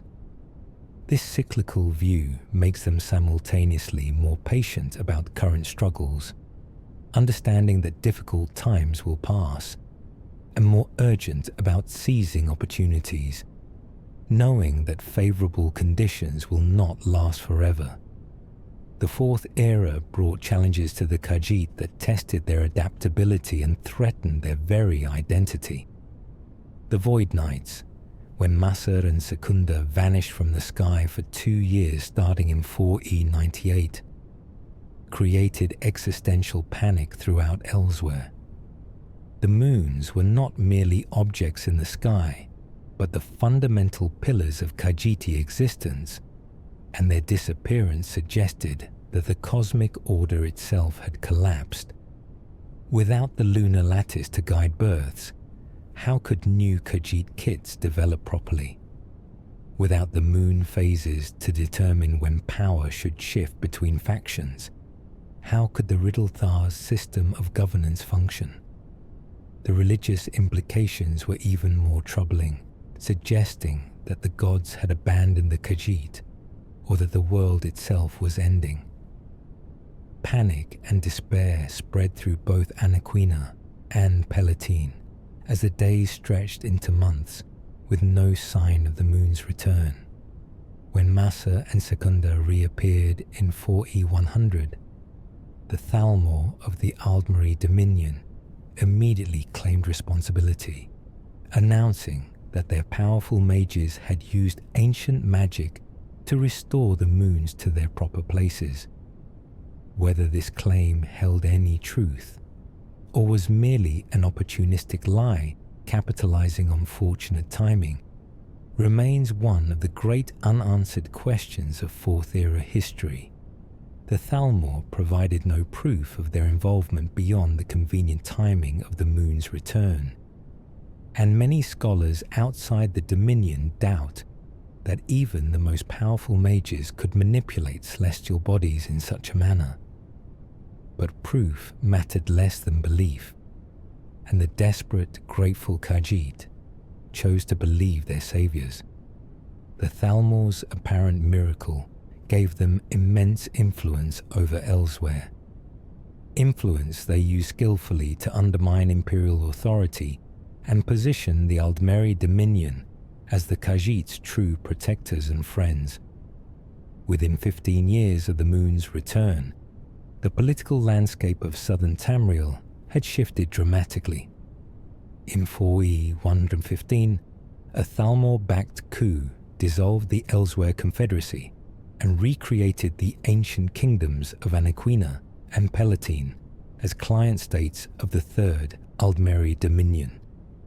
The Khajiit, who had fought for centuries to maintain their independence from foreign powers, found themselves effectively subordinate to Aldmeri overlords, who exercised control through a combination of religious manipulation, economic pressure, and the ever-present threat that they could make the moons disappear again. Thalmor agents moved freely through Khajiiti cities. Dominion-approved priests replaced those who questioned the new order, and imperial loyalists found themselves marginalized or worse. The dream of an independent, united Elsewhere that Kyrgo and Eshita had begun, and Ridharidata had solidified, seemed to have died, replaced by a comfortable servitude dressed in the language of friendship and mutual benefit. Yet the Khajiit endure, as they always have, adapting to new realities while maintaining the core of their identity. In the cities of Anaquina and Palatine, life continues with surprising normalcy despite Thalmor oversight. Moon sugar is still harvested, caravans still trade, kittens are still born under the guidance of the lunar lattice, and the claw dances are still taught to those who seek them. The Thalmor may control the governments and influence the temples, but they cannot control the hearts and souls of the Khajiit, cannot erase thousands of years of culture and tradition, cannot prevent clan mothers from passing down stories that subtly question the Dominion's narrative. The Khajiit smile and cooperate, demonstrating the same patient flexibility they have shown throughout their history, bending but not breaking, yielding ground where necessary while holding firm on what truly matters. And always they watch the moons, seeking in their dance some hint of what the future holds, some sign that the cycle will turn again and bring them back to independence. The Khajiit, who travel far from elsewhere, whether by choice or necessity, carry their homeland within them in ways both tangible and intangible. A Khajiit merchant in Skyrim might set up a small altar in their tent, offering prayers to Azurah and the moons, even in a land that barely acknowledges their gods. They might brew moon sugar tea when supplies allow, the familiar sweetness providing comfort in an alien landscape. They speak Ta'agra to their children and teach them the stories of Alkosh and Lorkaj, Rajhin and Bandar, ensuring that distance does not sever the connection to heritage. Even third and fourth generation diaspora Khajiit, who have never seen elsewhere and speak Tamrielic as their primary language, often maintain some customs and traditions, wearing clan markers in their jewelry, observing certain moon phase festivals, referring to themselves in the third person, when among other Khajiit, even if they use standard grammar in mixed company. The future of the Khajiit remains uncertain in these troubled times. The Dominion's control over elsewhere seems secure for now, but history teaches that no empire lasts forever, that the cycles turn and circumstances change. The Thalmor's grand vision of elven supremacy faces resistance not just from the Empire, but from internal contradictions and the limits of their power. If the Dominion falls or fractures, the Khajiit may find themselves free to chart their own course once more. Alternatively, the current arrangement might persist for generations, the younger Khajiit growing up accepting Dominion authority as natural and normal, their rebellion taking more subtle forms. Some dream of a third elsewhere confederacy, stronger and wiser than before, learning from past mistakes to create a truly independent nation that can stand as an equal to the great powers. Others question whether unity serves the Khajiit better than diversity, whether the old 16 Kingdoms model might be revived in some form, allowing different regions and first stocks to pursue their own visions while maintaining loose cooperation. What seems certain is that the Khajiit will continue, will endure, will adapt. They survived the Thracian plague when it destroyed 16 kingdoms. They survived centuries of rivalry between Anakina and Palatine. They survived absorption into human empires and are now surviving subordination to an elven dominion. Their survival is not mere luck or passivity, but the result of deeply ingrained cultural traits that prioritize flexibility, community, and connection to forces larger than themselves. The Riddlethar's 5 virtues, curiosity, cleverness, kindness, piety, and wariness, provide a framework for navigating an uncertain world without losing sight of what makes life worth living. The lunar lattice reminds them that they are part of something cosmic and eternal, that their individual struggles and triumphs are movements in a greater dance that has played out since the beginning of time. In the quiet hours before dawn, when the moons hang low over the horizon and the world holds its breath between darkness and light, the Khajiit remember who they are. They are the children of Azurah, shaped by her gift and her sacrifice. They are the watchers of the moons, the keepers of crystallized moonlight, the practitioners of the claw dances. They are thieves and warriors, merchants and mystics, nomads and city dwellers, house cats and battle cats, all bound together by ties of blood, culture, and cosmic destiny. They have walked Tamriel since before the Aelids raised their white towers, before men crossed the sea, before the Dwemer delved too deep and vanished. They have seen empires rise and fall, dragons return and die again, gods ascend and gods forgotten. Through it all they have endured, patient as Alkosh, clever as Rajhin, fierce as the desert winds, gentle as moonlight on water. The tales of Rajin the Purring Liar deserve deeper exploration, for they encapsulate much of what the Khajiit value and aspire to become. Rajin grew up in the Black Kirgo slums of Senshul, the poorest and most desperate quarter of that great port city, where sugar-tooths and criminals made their homes among the ruins of older civilizations.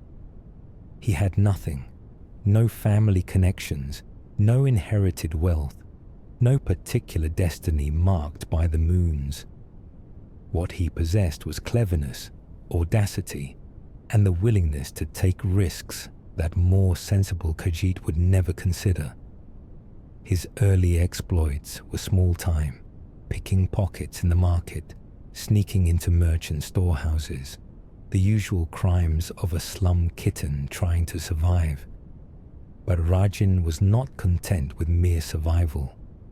He dreamed of grander schemes, of becoming the greatest thief Tamriel had ever known, of pulling off heists so legendary that songs would be sung about them long after he was gone.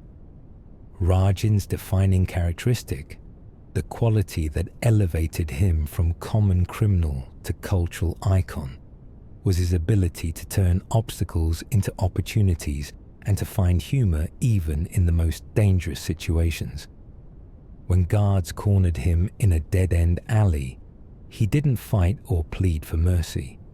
Instead, he told them such an entertaining story that they laughed and let him go. When a merchant placed an expensive ward on his strongbox, Rajin didn't break the ward. He befriended the mage who had cast it and convinced her to remove it, claiming he needed to borrow something from inside for a mutual friend. His adventures grew increasingly audacious, stealing sacred artifacts from temples while priests prayed nearby, lifting jewels from noble houses during elaborate parties, and eventually pulling off the theft that would cement his legend. He stole a tattoo from the neck of Empress Kintira as she slept, an act requiring such skill and daring that it seems impossible even in tales that celebrate the impossible. The question of how exactly one steals a tattoo has been debated by Khajiiti storytellers for generations. Some versions claim he used magical inks that could lift the design from skin. Others suggest he simply memorized the pattern perfectly and recreated it so precisely that the Empress believed it had been physically removed. Still others whisper that he didn't steal the tattoo at all, but instead planted the idea of the theft so brilliantly that everyone, including the Empress, believed it had happened. The ambiguity is intentional, for Rajin stories are not about historical accuracy, but about capturing truths that transcend mere facts. The point is not whether he literally stole the tattoo, but that he represented the possibility of transcending one's circumstances through cleverness and courage, that a kid from the Black Kirgo slums could become immortal through the sheer force of his wit and will. Rajin's eventual ascension to divine or near-divine status demonstrates the Khajiiti understanding that the line between mortal and God is permeable, that exceptional individuals can achieve something like divinity through their deeds and the stories told about them. Whether Rajin literally became a god in the metaphysical sense or simply achieved the immortality of legend matters less than the inspiration his story provides. Young Khajiit, growing up in poverty or facing discrimination, can look to Rajin and see that their circumstances need not define them, that cleverness and daring can overcome any obstacle, that the world's rules are more flexible than they appear to those who never question them. Rajin teaches that authority should be challenged, that the powerful are often foolish despite their power, and that sometimes the greatest triumphs come not from following, the proper path, but from finding ways around, under, or through the barriers others accept as immutable. The darker aspects of Khajiiti existence deserve acknowledgement as well, for their history is not all moonlight and clever tales. The skooma epidemic in southern Elsewhere represents a genuine crisis that the Khajiit have struggled to address. Some accounts, though their accuracy is debated, suggest significant portions of certain southern cities' populations struggle with skooma addiction, rather than engaging in traditional moon sugar consumption, their lives destroyed by a substance that was supposed to be sacred. The distinction between religious use of moon sugar, ordinary dietary consumption, and destructive skooma addiction has blurred in ways that trouble even the most liberal Khajiiti religious authorities. Families are torn apart when a beloved member falls into skooma's grip, becoming unrecognizable, their personality eroded by the drug's effects, their bodies wasting despite Elsewhere's abundant food. The sugar-tooths who line the streets of Sensual and Corinth, shaking and desperate, represent not cultural difference but genuine suffering that the Khajiit have been unable or unwilling to fully confront. The economic incentives that drive the skooma trade create impossible ethical dilemmas. Many Khajiiti families depend on moon sugar cultivation and refining for their livelihoods, and skooma represents a value-added product that generates significantly more profit than raw moon sugar. Asking these families to abandon skooma production means asking them to accept poverty for the sake of preventing harm to people they may never meet, many of whom are not even Khajiit. The criminal organizations that control large portions of the skooma trade have become powerful enough to influence local governments, bribing officials and intimidating those who might oppose them. Some moon bishops have been corrupted by skooma money, using their religious authority to justify what is essentially drug dealing. The Riddlethar's emphasis on cleverness and adaptability, virtues in most contexts, can be twisted to rationalize exploitation and harm when profit is at stake. Yet alongside these challenges, moments of genuine beauty and profound connection persist within Khajiiti culture. The festival of the New Moon's Dance, celebrated when both Massa and Secunda are dark, brings entire communities together for nights of storytelling, feasting, and ritual that reinforce bonds of kinship and shared identity. Elders teach the young ones the traditional dances, complex patterns of movement that mirror the moon's paths across the sky, while musicians play instruments made from materials sacred to the Khajiit, bone flutes that sound like wind through desert canyons, drums covered in senche hide that boom like distant thunder. The food served at these festivals represents the best of Khajiiti cuisine, not the everyday fare, but elaborate dishes that take days to prepare. Moon sugar sculptures shaped like gods and heroes, candies flavored with rare spices brought from across Tamriel, meats prepared according to recipes passed down through dozens of generations.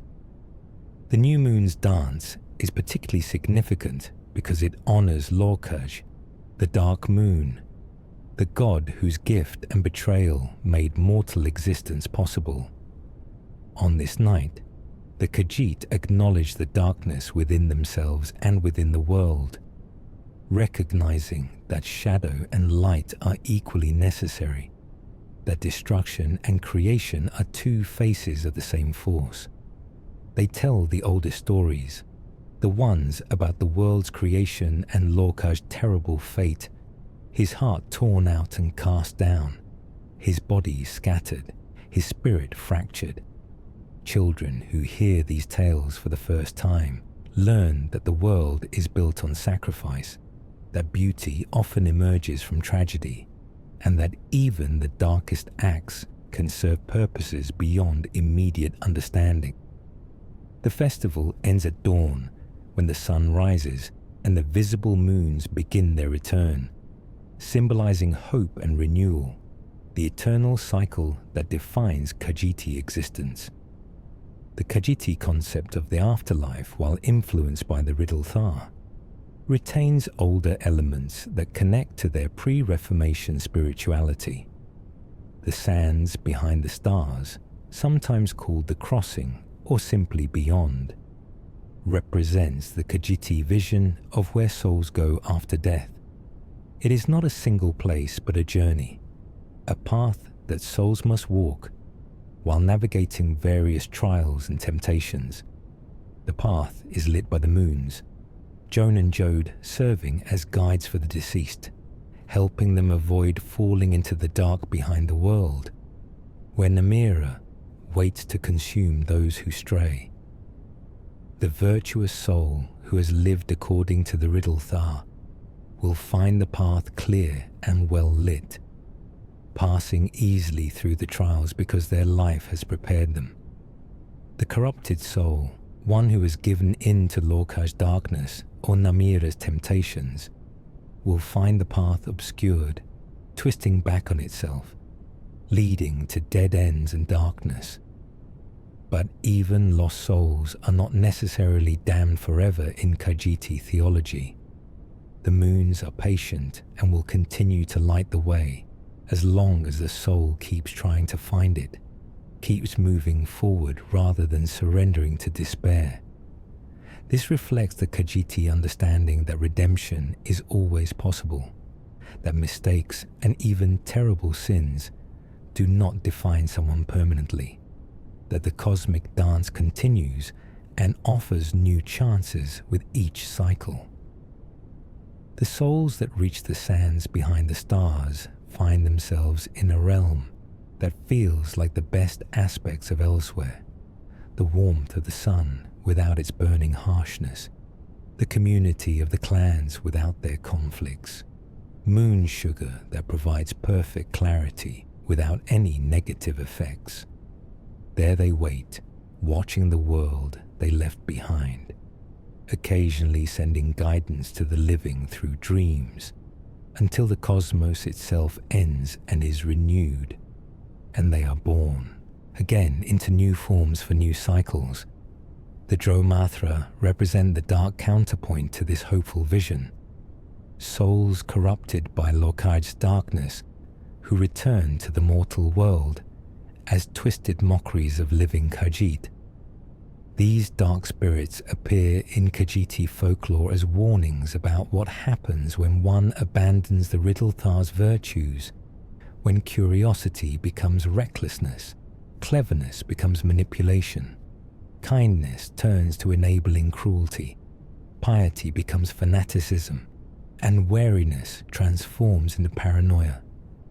The Dromathra are said to haunt certain places in elsewhere, particularly ancient battlefields and sites of great suffering, whispering temptations to the living, trying to drag others into darkness.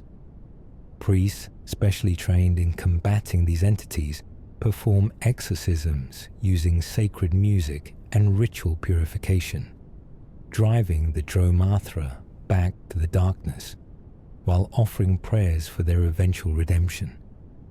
The existence of the Dromathra reminds the Khajiit that the battle between light and darkness is not metaphorical, but real, that the choices they make have cosmic significance, and that vigilance must be maintained lest the darkness win. The relationship between the Khajiit and the Bosmer of Valenwood has been characterized by centuries of conflict, cooperation, suspicion, and occasional friendship, a complex dynamic rooted in their shared origins. Both races were created through divine intervention from Nirni's original children. Both are sometimes classified as beast races by human and elvish scholars. and both maintain strong spiritual connections to forces that transcend ordinary mortality. Yet their paths diverged early, with the Khajiit looking always to the sky and the moons, while the Bosmer bound themselves to the earth and the Green Pact. This philosophical difference manifests in practical conflicts over border regions, resources, and simply the fundamental question of what the proper relationship between mortals and the world should be. Other Khajiit right to harvest and reshape, to consume moon sugar and build cities that impose order on chaos. Or are the Bosmer correct that all change to the green world is violence, that true harmony comes only from accepting the world exactly as it is?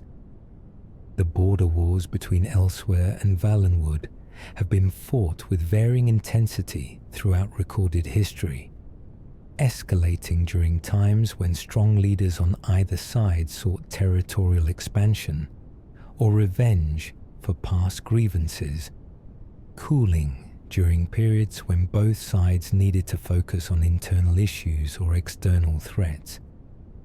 These conflicts demonstrate different martial philosophies in stark contrast. Khajiiti warriors using their claw dance techniques and their diverse fur stocks to create flexible, adaptive forces, while Bosmer archers rain arrows from the trees and their shape-shifting berserkers emerge from the forest itself. Neither side has ever achieved lasting victory, the borders shifting back and forth over centuries without fundamentally altering the balance of power. Some Khajiiti and Bosmer scholars suggest that this eternal conflict serves both races well, providing external enemies that unite internal factions, offering young warriors opportunities to prove themselves, and maintaining a productive tension that prevents either side from becoming complacent.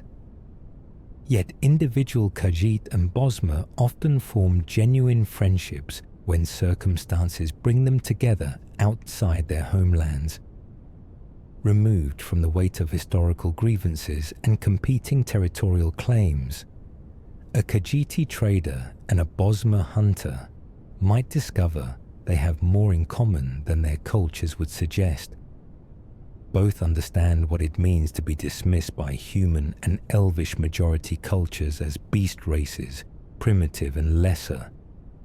Both maintain spiritual connections to forces that more rational minds dismiss as superstition. Both have been conquered, colonized and controlled by empires that never fully understood or respected them. These common experiences create potential bonds of solidarity that transcend ancient rivalries, suggesting that the conflicts between Khajiit and Bosmer are cultural and historical accidents rather than fundamental incompatibilities.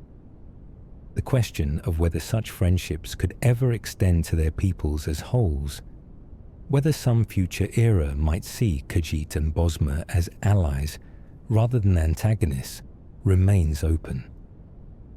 The Khajiiti understanding of gender and sexuality reflects the practical, adaptive approach they bring to most aspects of life.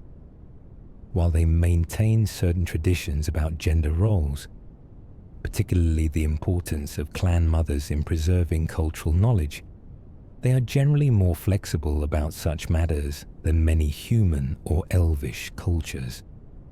Khajiit of any gender can become warriors, merchants, priests, or practitioners of any craft, with individual aptitude and inclination mattering more than social expectations.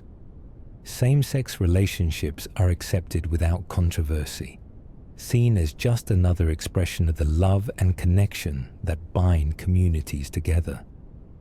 The concept of gender itself is understood as less fixed than many cultures assume, with some Khajiit identifying strongly with the gender suggested by their physical form, and others feeling that such categories inadequately capture their sense of self. This flexibility extends to family structures and child-rearing practices. While traditional Khajiit families consist of mated pairs, raising their biological offspring within larger clan structures, numerous variations exist and are accepted as equally valid. A Khajiit kit might be raised by a same-sex couple, by a single parent with clan support, by an elder who has adopted orphans, or in communal arrangements where multiple families share responsibility for all children. The clan mother system ensures that kits always have access to cultural knowledge and maternal guidance, even if their biological mother is absent, unavailable, or unsuited to that role. This adaptability in family structures reflects the broader Khajiit understanding that survival and thriving require flexibility, that rigid adherence to single approved models weakens rather than strengthens communities, and that love and commitment matter far more than conformity to external expectations. Thank you for journeying with me tonight, Cozy Nights. If this story helped you rest, consider leaving a like. It helps other weary travelers find their way to our fireside. And remember, there are many more tales waiting for you here by the fire. So don't forget to subscribe so you don't miss our next adventure. Until next time, sleep peacefully and have a cozy night.